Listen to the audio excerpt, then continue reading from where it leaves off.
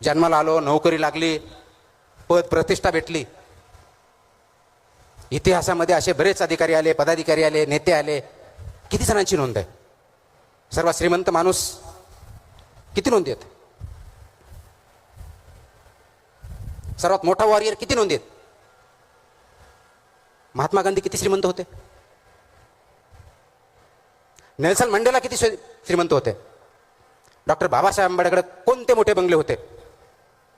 शिवाजी महाराजांनी स्वतःचे असे किती बंगले बांधून त्याच्यात राजवाडे तयार केले होते?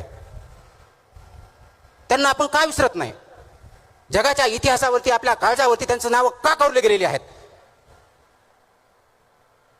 का आपण फक्त बिल गेट्स आणि यांचंच नाव घेऊन पुढे जातोय का? कारण ह्या महान व्यक्ती ज्या आहेत त्यांनी पैशाच्या जोरावर त्यांचं नाव कमवलेलं नाही. नाव कमवण्यासाठी त्यांनी कधी काम केलेलं नाहीये. त्यांनी आपल्या काळजावर ठसा उमटला तो समाजामध्ये दिलेल्या देणगीसाठी आणि समाजाला उच्च प्रतिमा येण्यासाठी केलेल्या कष्टामुळे आपण केलेला आहे.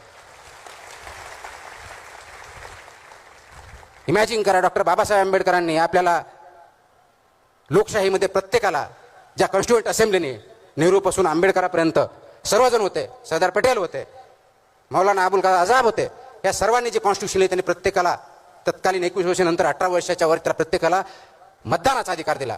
तो जर अधिकार नसता तर तुम्हाला आज आपल्याला हवं तसं शासन निवडता आलं असतं का? याचा विचार करा. आणि आज त्याच लोकशाहीमध्ये ज्याची खूप सोपी डेफिनेशन अब्राहम लिंकनजी केलेली आहे, government of the people, by the people, for the people. Simple, सगळ्यांना पाठ आहे. अगदी 4थीच्या मुलाला दिलं तरी पाठ आहे. पण त्याचा अर्थ कधीतरी समजून घेतला आपण?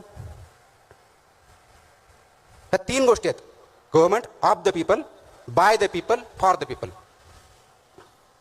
आता याच्यामधला ऑफ द पीपल 2 मिनिटासाठी आपण बाजूला ठेवूया. गव्हर्नमेंट बाय द पीपल म्हणून, म्हणजे निवडून देणारी जनता, ज्याच्यामधून लोकशाही, ज्याच्यामुळे आपण शासन निवडतो, ते लोक आतून खोकले असेल तर काय होणार? जे की बऱ्याच अंशी आज खरं आहे. आतला जो खोकलेपणा आहे ते मतदार आहेत, तो तुम्ही आणि मी आहोत. जे हॉलोनोस आहे हे मतदार आहोत आपण. जी डेमोक्रेसीचा राईट, फ्रँचाईज म्हणतो ज्याला, मतदानाचा अधिकार वापरत आहोत. खोकला आहे आपल्यामध्ये, कोणतीही नक्तिमत्ता नाही आहे, कोणताही विचार नाही. जिकडे फ्लो चाललाय तिकडे चाललोय, ओंडक्यासारखा. आणि त्याच्या आधारावरती ही लोकशाही, हे शासन, आपण कोणतंही जे असेल, मी पार्टीबद्दल बोलत नाही, मी लोकशाही आणि शासन या पद्धतीबद्दल बोलतोय. ज्या खोकल्या विचारांनी जर आपण निवड केली तर ते शासन, ती लोकशाही कुणासाठी असेल? जो तिसरा प्रश्न आहे, government of the people, by the people, for the people, त्या खोकल्या लोकांसाठीच असेल.